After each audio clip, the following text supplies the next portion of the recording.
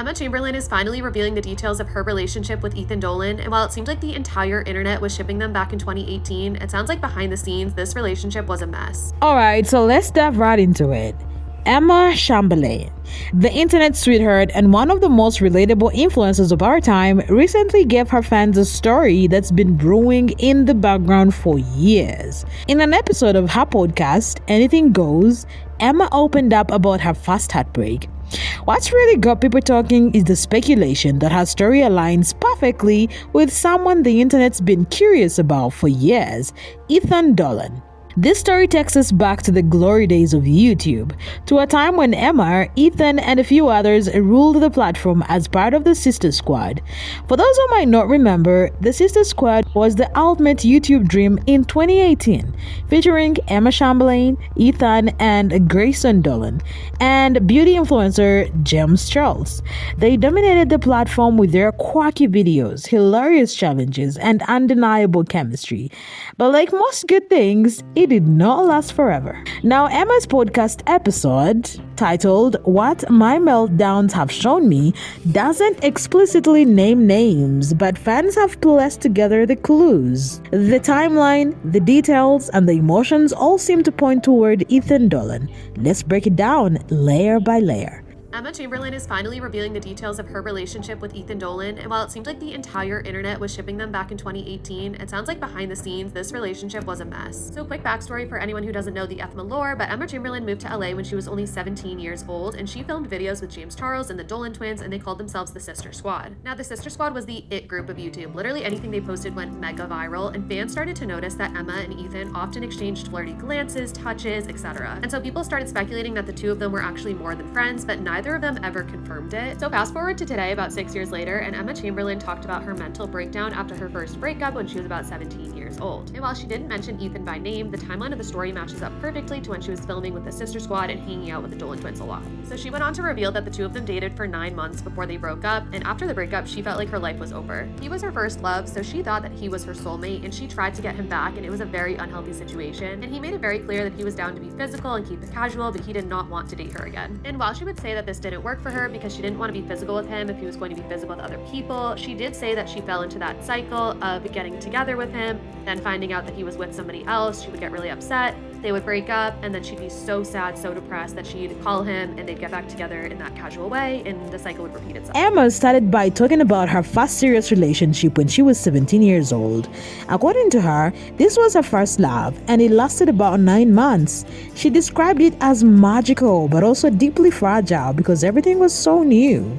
We ultimately ended up breaking up after 9 months. Now, I know what you're thinking, Emma, that's a very short relationship. Yeah, no, that relationship seemed like a lifetime to me because everything was so new. When things are new, psychologically, time moves slower.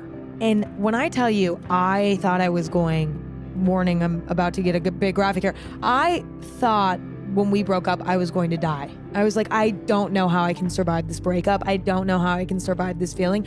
I had never felt that level of loss. This was a time in her life when she was discovering herself and feeling validated in ways she'd never felt before.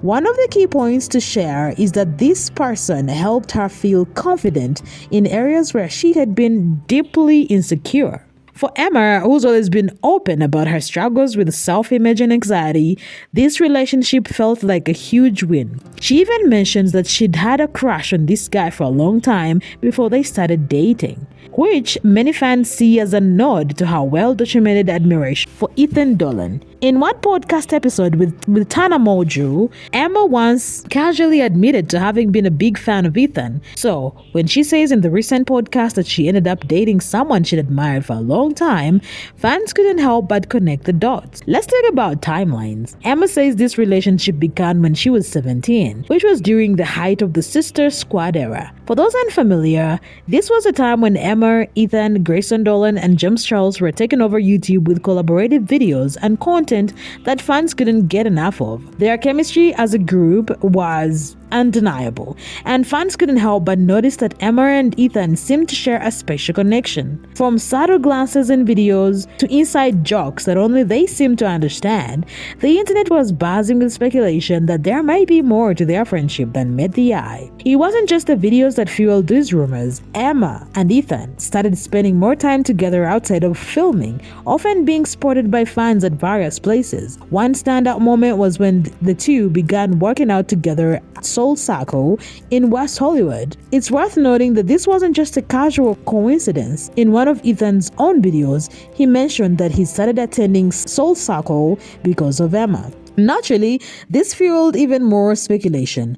Hollywood Freaks, the notorious paparazzi outlet, captured them leaving a workout session together and directly asked if they were dating. While both denied it, Emma's playful response of "not yet" sent the internet into a frenzy. Fans took her comment as a hint that there was something brewing between the two, even if they weren't ready to admit it publicly. So you guys are officially dating. It's 100% set in stone. That's what everybody's saying. Yeah, but we say it. But I mean, but you guys were making out. You guys were. Fast forward to now, and many fans believe this was the very relationship Emma was describing in her podcast. The clues, timelines, and emotions she shared aligned so perfectly with her interactions with Ethan during that time. It's as if the internet has finally been handed the missing piece to a mystery they've been trying to solve for years. For fans who have been invested in the Ithma story, this revelation feels like a long-awaited validation of their theories. Emma doesn't sugarcoat her experience. She delves into how the relationship, which once seemed magical, began to unravel. She describes the painful moments when small disagreements turned into big fights and how a lack of communication caused a widening rift between them. The toxicity, she says, crept in subtly until it became impossible to ignore. The breakup, when it finally happened, was devastating for Emma. She recalled spending 2 agonizing weeks sobbing uncontrollably, unable to focus on anything else, and feeling like her entire world had crumbled around her.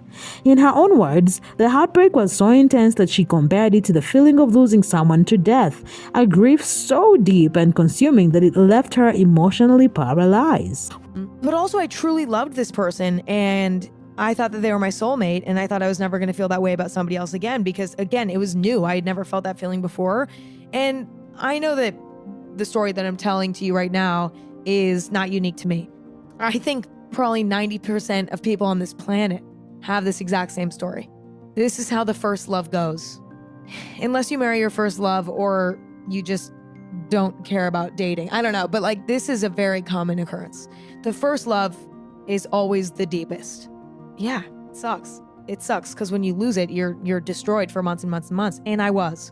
So after that breakup, I was just a wreck. Sobbing, not sure how I was going to survive, literally feeling like he had died. I felt like I died. I felt like everything, it felt like death. It was very odd. And breakups after that did not feel that way. It was very weird. It was just the first one. What makes this story more poignant is Emma's ability to reflect on her emotional state during that tumultuous time. She candidly admits that she lost herself in the relationship, becoming so focused on the other person that she started to neglect her own needs and individuality. She explains how her sense of confidence and self-worth, which she'd worked so hard to build, seemed to slip away piece by piece. For Emma, this realization was heartbreaking as the breakup itself. Her vulnerability and honesty about this period of her life make it clear how much she struggled to reconcile the person she was in the relationship with the person she wanted to be. For anyone who's experienced a breakup, this part of her story is deeply relatable and underscores the universal challenges of navigating love and loss. One of the most eye-opening parts of Emma's story is the toxic cycle she found herself in after the breakup. She shares how, despite the relationship ending, they both struggled to fully let go.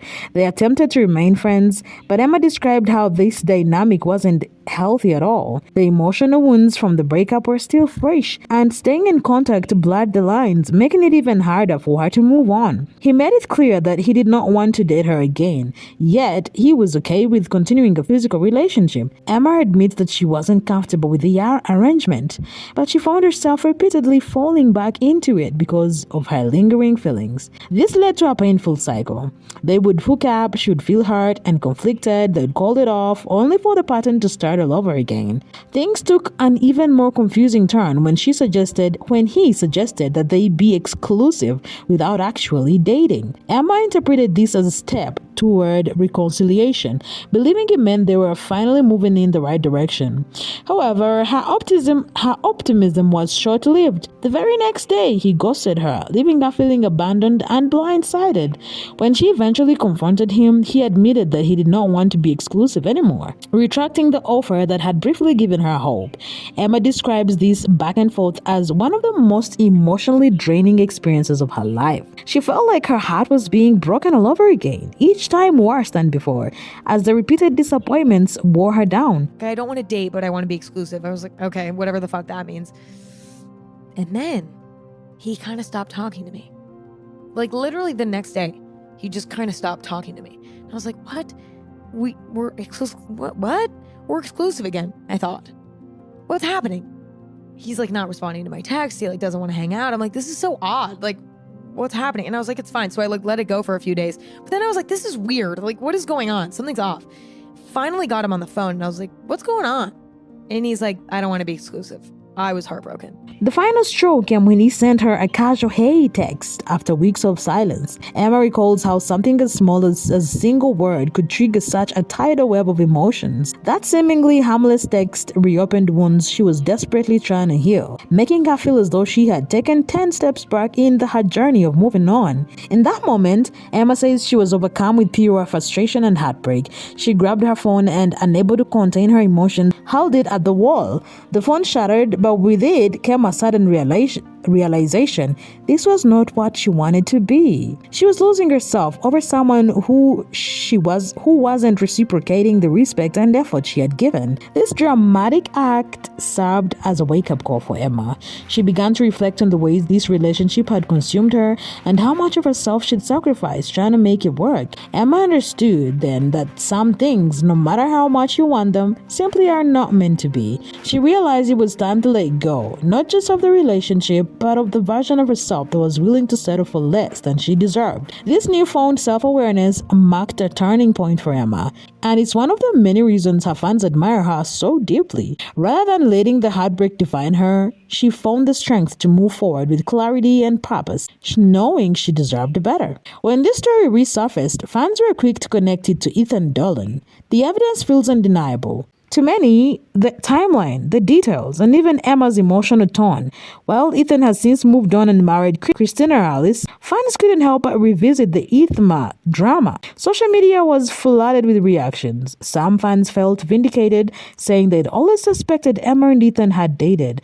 Others praised Emma for her maturity and resilience, while others criticized Ethan for his alleged role in the toxic relationship. One fan wrote, "First love is always the hardest, but Emma handled it like a queen." Another said, "Men and their mixed signals will always be the death of us." Looking back, Emma's story is a testament to her growth and strength. First love can be messy, emotional, and downright painful, but it also teaches us valuable lessons about ourselves. Emma's willingness to share her experience, even years later, shows just how much she's grown since then. As for Ethan, it's clear that both of them have moved on.